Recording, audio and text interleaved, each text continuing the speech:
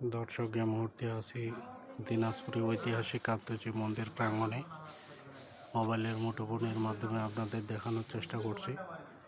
এই যে আমাদের এটা কান্তজি মন্দির, ঐতিহাসিক কান্তজি মন্দির। আর এখানে আমার সাথে রয়েছে একজন ভক্ত।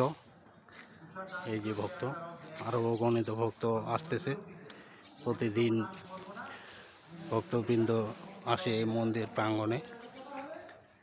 ভিডিওটা কে কোথা থেকে দেখতেছেন অবশ্যই কমেন্টে জানাবেন। এই যে ধ্বজা উপরে লাগাই দিছে।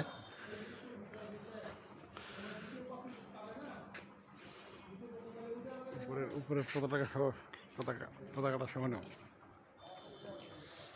হরিওম তৎসৎ। জুম করে দেখানোর চেষ্টা করছি।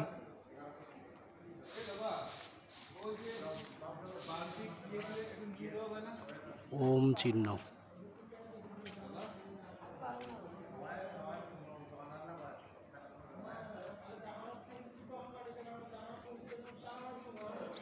মন্দিরে সব জায়গায় খোদাই করা বিভিন্ন দেবদেবীর মূর্তি রয়েছে।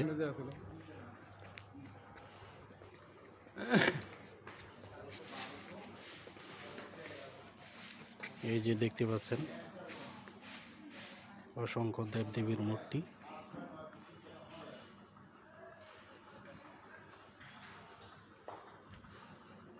মন্দিরের বারান্দায় বসে ছবি তোলা নিষেধ। হ্যাঁ, লিখে দিব।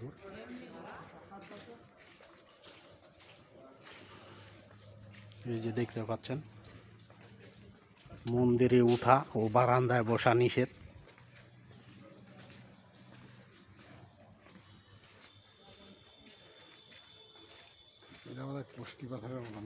হ্যাঁ, কোষ্ঠী পাথরের মতো।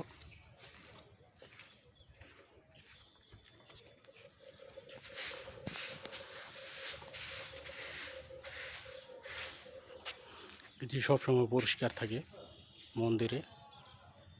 এই যে ঝাড়ু দিতেছে, এই যে দেখেন পরিষ্কার করার জন্য লোকজন আছে 2-3 জন। আর এই যে বারান্দাগুলো দেখতেছেন, এই বারান্দায় বসে সেবা গ্রহণ করে। যখন মানুষজন ভর্তি হয়ে যায় বারান্দায় বসে খিচুড়ি খায়। খিচুড়ি কিংবা যে কোনো সাদা ভাত, ও সাদা ভাতও খায়। হ্যাঁ, যখন যেটা অনুষ্ঠানে আয়োজন করা হয় তখন সেটাই খাওয়ার ব্যবস্থা আছে, সুব্যবস্থা। হ্যাঁ, এই যে আমরা মেন গেট দিয়ে এখন বের হবো। না, ওইটাও মেন গেট। হ্যাঁ, ওইটাও মেন গেট। ও গেট। হ্যাঁ, আমরা এই যে উত্তর দিকের গেট দিয়ে ঢুকছি, এখন হচ্ছে দক্ষিণ দিকের গেট দিয়ে বের হবো। মানে মন্দিরে হচ্ছে দুইটা দরজা রয়েছে, প্রবেশ পথ। এই যে ভক্তগুলা চলে আসছে। এই যে ভক্ত দেখতেছেন। আর কিছুক্ষণ পর ভক্ত আরো আসে হাজির হবে। এই যে আমাদের আইন শৃঙ্খলা রক্ষা করে বাহিনী সবসময় তৎপর থাকে।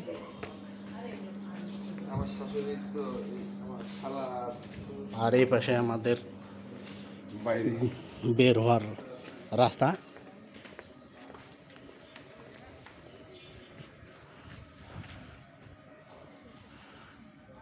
এই যে কান্তজি মন্দির দিনাজপুর শহর থেকে 22 কিলোমিটার উত্তরে ঢেপা নদীর তীরে কান্তজি মন্দির অবস্থিত। পোড়ামাটির ফলকচিত্র শিল্পের অতুলনীয় নিদর্শন বহনকারী এই নবরত্ন মন্দির উপমহাদেশের অন্যতম একটি গুরুত্বপূর্ণ স্থাপত্য নিদর্শন।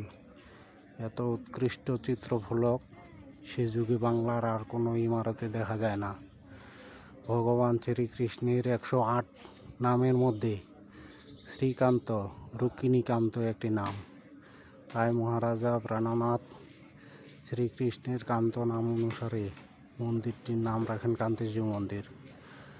অর্থাৎ কান্ত হচ্ছে কৃষ্ণের নাম, আর জিউ হচ্ছে সম্মান প্রদর্শন।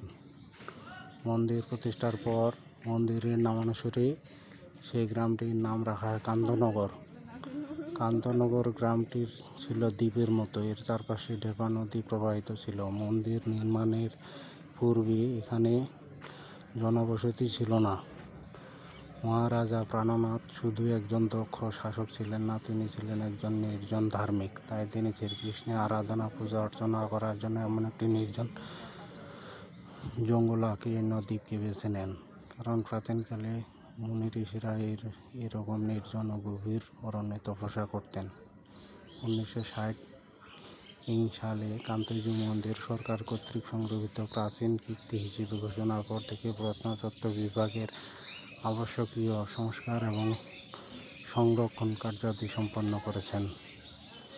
1608 সালে দিনাজপুরের রাজবংশের প্রথম রাজা শ্রীমন্ত দত্ত রাজবংশের ভিত্তি স্থাপন করেন, যা প্রায় 350 বছর স্থায়ী ছিল।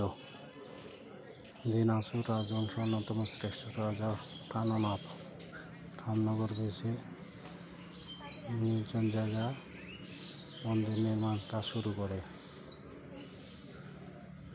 এখানে পার্কিং ফি মোটরসাইকেল 10 টাকা, কার ও মাইক্রো 25 টাকা, মিনি বাস 50 টাকা। কান্তনগর প্রত্ন জাদুঘর। ধন্যবাদ সবাইকে।